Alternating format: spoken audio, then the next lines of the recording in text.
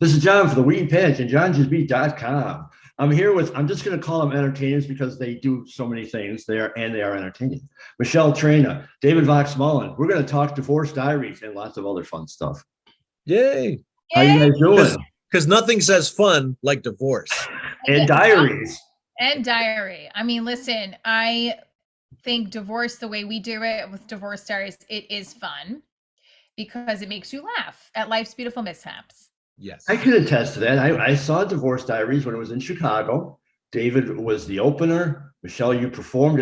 I thought it was fantastic. I laughed all night, and on the way home, as I was driving home, I chuckled again. So, yeah. Oh, that's great. Thanks so much. We were glad that you came out. It was good to see you, and we were happy that you had fun. Well, we're here to talk about Divorce Diaries, but first, let's get it out there. December 31st, Wheaton, Illinois. David said I could pronounce it like Stewie and say Wheaton. So it's Wheaton. Wheaton. Wheaton. Yes. Wheaton. So tell everybody, what could they expect from Divorce Diaries in Wheaton? I think that this version of Divorce Diaries, I know personally for me, is I'm really going to let loose. And it's not to say I didn't let loose in Chicago, but because we were doing a taping for a streaming platform, I definitely held on to specific jokes that I worked for that streaming now. And especially because of Divorce Diary being an episodic show, right? Both the TV series we're working on and the live show. I got new stuff coming, and my Italian, passionate, heal through humor temper is going to come through. You guys are going to love it, what I have planned for my jokes. The gloves are off, so to speak. Well, if the gloves are off, because the last show was pretty much gloves off as well. So I think David, I want you to sit on the side of the stage and start playing musical interludes every time I start to go into a rant. Right. I'll just start playing a little. I could. I think there's actually I think a piano there. I would love to just kind of like play like soap opera music. Oh, that would be cool. Yeah, so some things like that I feel like are going to be very different and exciting for this New Year's edition to really let out the energy of 2022 and welcome in the new energy of 2023. Well, let's be clear for the people that haven't watched the other interviews, and I don't know why they wouldn't, but if they didn't watch the other interview, Divorce Diaries is a positive show, despite potentially what people might think and your sarcastic humor now. It is a positive show, healing through humor, as you say. Yeah. So how would you describe it?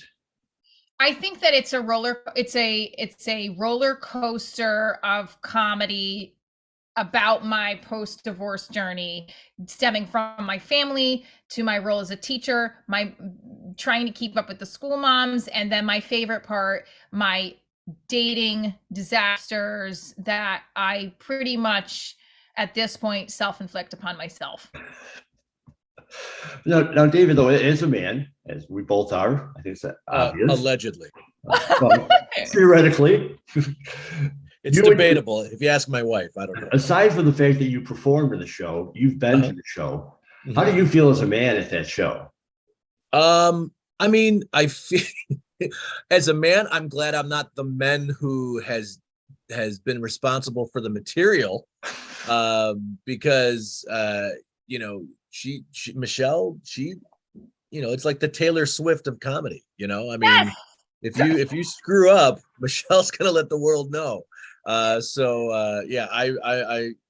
but I mean, honestly, I mean, and I joke about it when I opened for her, as you remember, I'm not divorced, but I am the child of divorce. My parents were divorced. I've watched my mom get divorced twice.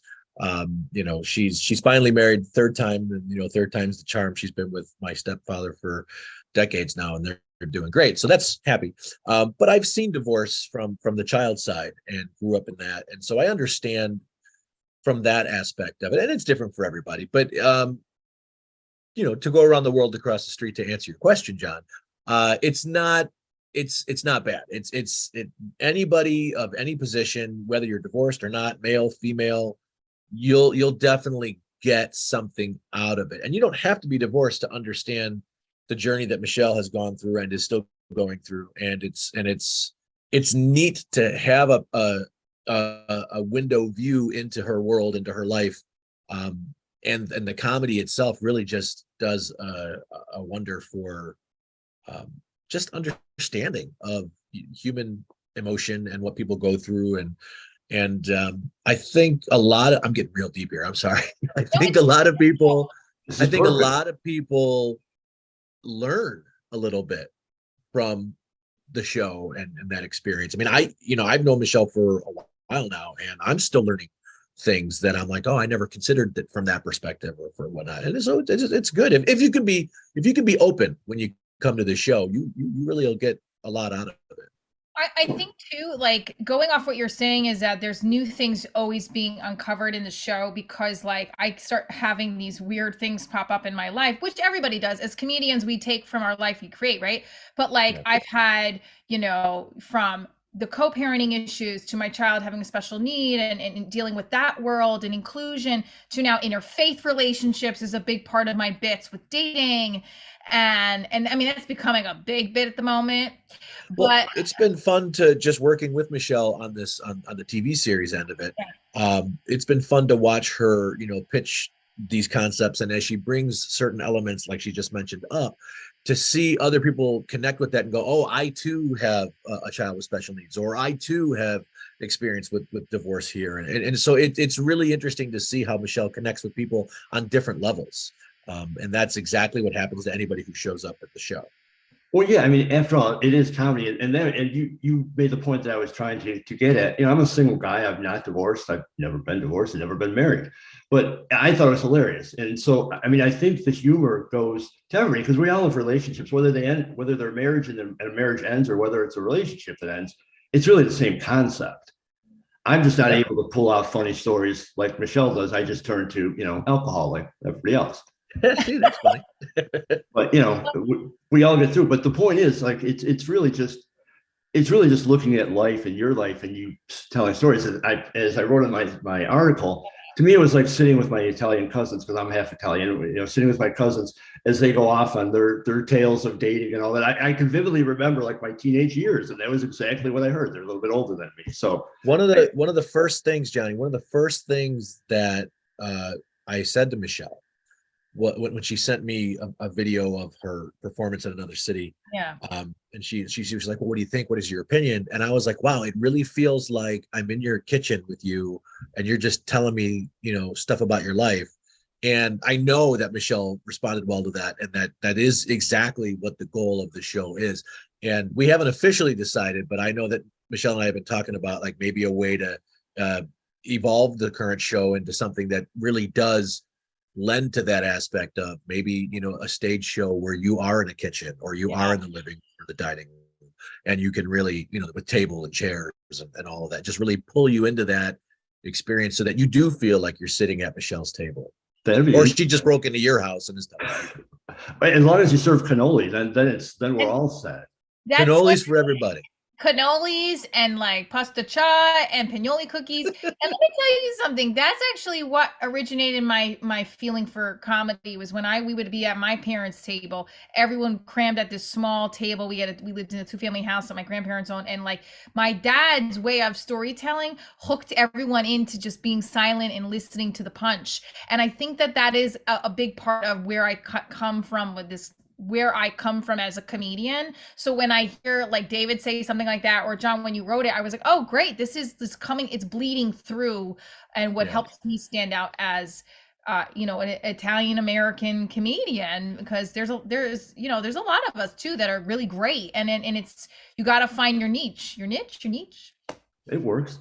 So how the TV show, I'm still just a little unclear on the TV show. Is it going to be more of like a sitcom with you interacting with other people, or is it going to be more of your act type stuff? It's going to be shot mockumentary style.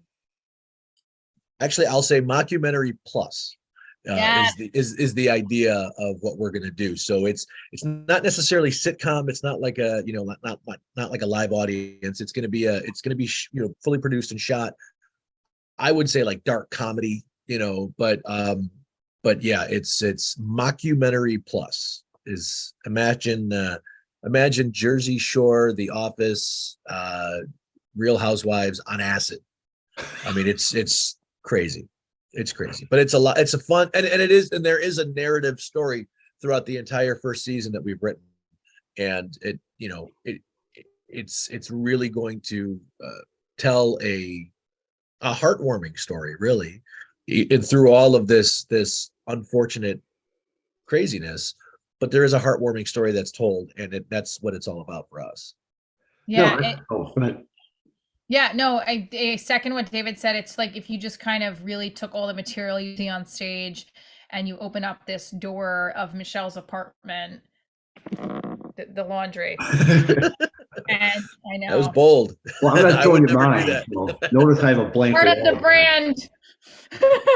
But Yeah. and it's really what it is, and then you really see this chaos in the form of a woman, not to quote one of the actors from the pilot, but it's like this comedic roller coaster of chaos. But it's like, ooh, I have a seat at the table, which I've heard people say too. So it's a very pleasurable experience we're excited to bring to people's homes as well as the stage. And a question for both of you, I guess. The fact that David's a man and producing the woman's, I don't know if it's correct to call it a woman's show, but it's held by women. Yeah, Well, yeah. it's an ensemble piece for sure, but I mean, as far as producer goes, I think my input is more on the actual production side of getting it filmed and shot and all that. As far as the content, that is very much female driven. It's Michelle's concept. She is the creator. We also have an amazing writing team with 3.5 women in our writing team. Preston is the 0.5, and and myself, and Danny too. So we've got 1, 2, 3, 4, 5. We got 6 writers, and it's just a neat. I mean, the whole thing is, Michelle says, okay, this is what the stories need to be. This is what the characters are. This is what it is. And then we, as additional writers, kind of just dig deeper into what Michelle has already created.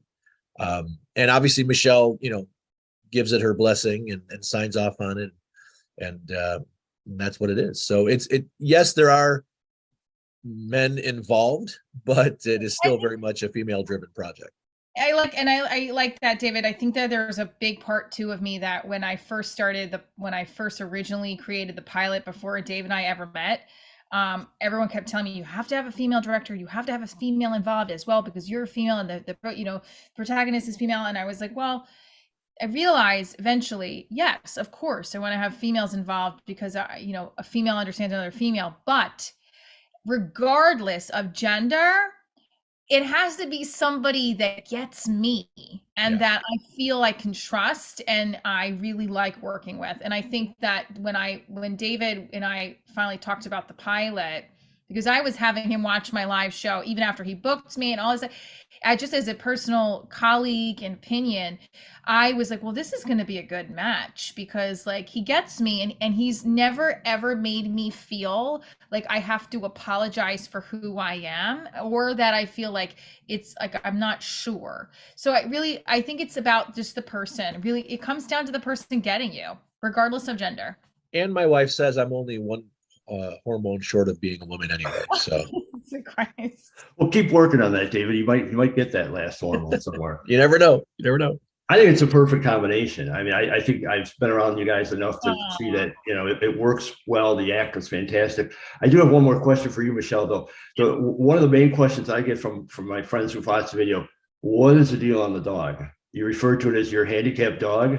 Yeah, I had a handicapped dog. He passed away a couple years ago. I don't know if I have it. I still have his leash and everything. Yeah, he got hit by a car when I was at the end of my marriage. And it was really what happens when I talk about on stage. He was like running in the street, halfway in the street. And I was telling him to come back and he got hit by the car. And he lost his front right leg, got paralyzed, but he didn't die. He survived. He came and lived with me in my parents' house for another 8 years. And he passed 6 months after my dad died. He became my dad's dog really eventually. And he died a couple months after my dad. I know you had that in the act, but I just wanted people to hear it from you, get a little glimpse of what was in your act. Because everyone, I got a lot of pet lovers around me. And they all said, what's the deal on the dog? He was one of my dog, I think, actually saved a lot of things. And I know it sounds weird, but when my dog hit by a car, my sister-in-law at the same time was trying to get pregnant, just found out she was pregnant, had a miscarriage right before. When I found out that when all this was happening, I was like, I bet you, number one, my sister-in-law's pregnancy is going to is sticking, and number two, if my dog survives, I am getting the fuck out of my.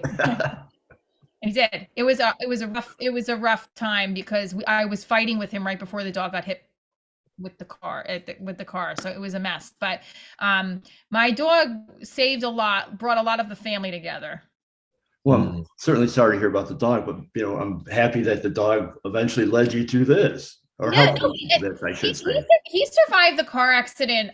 The heart getting hit by a car. He actually just became a companion for the entire family when the divorce transition. I think it just helped very much so. So December 31st, a great way to end the year, ringing the new year with Divorce Diaries in Wheaton. I know you're on tour. You're doing some stuff in New Jersey, I believe, after the year. Will there possibly be any more shows in the Chicago area? So right now, for 2023, I'm working on the calendar. I know for Mother's Day weekend, I'll be at Funny Stop in Ohio. I will be in Utica in February, and then I'm working on Florida, I think, in the spring. So Chicagoland is in there. Chicago is, of course, in there because that's where we'll be filming season 1. Yeah, I was just going to say, we're going to be filming a majority of the stuff in Chicago. So if Michelle is here, she'll want to do shows. So we'll see if we can make that happen. Well, that's certainly something to look forward to next year. But until then, we got December 31st, Wheaton, Illinois. Where is it going to be? Wheaton, West Side Improv, West Side Improv in Wheaton, Illinois. Downtown Wheaton. It's a lovely area. It's right there in the heart of the downtown area, and it has a great, walk up, audience, and it's a wonderful venue, and we're really excited. It's a brand new venue.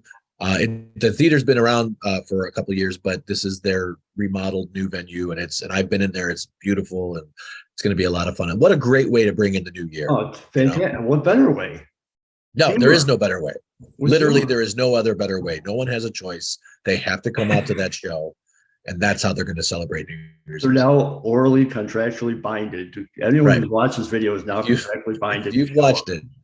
I have a very, very finite way of making things happen, and if I get to a point, I will make you that. I'm just kidding. I would love for everyone to come out. I know that there's a lot of people in the Chicagoland area that if they couldn't make the taping, this is their opportunity to come. Great opportunity to come out and see this show. Yeah. Well, I encourage everyone to come out and see it. I was at Divorce Diaries, as I said, in Chicago. I thought it was fantastic. I laughed heartily through the whole show, even David's act. I told him, and all joking aside, I thought David was on fire that night. Oh yeah, it was a great opportunity, and I was so appreciative to be on the show, and it was a lot of fun, and it was just a great audience. They were ready to have fun, and we had it. And Ellie was there, and Emily was there, and I got to meet all you guys, and it was fantastic. So go out to Divorce Diaries, Wheaton, Illinois, December 31st. It's a great way to bring in the year. And where could they follow you and get more information on both of you? Michelle? Yeah, so you can go to divorcediariesshow.com and you can find all my social media there, or Michele Traina or Divorce Diaries. Just go right to divorcediariesshow.com. You can find everything, including tickets. Which is the most important part. To find me, you just go to davidvoxmullen.com, and same thing there. The tickets are there too. The social media stuff is all there. So either Michelle or me, and you will have access to those tickets. So come see us, be silly. See, it's a great way to start and a great way to end the year. A great way to start the year. Divorce Diaries, Wheaton, Illinois, December 31st. Michelle, David, thank you so much for your time and laughs. Thanks, John. Thanks so much.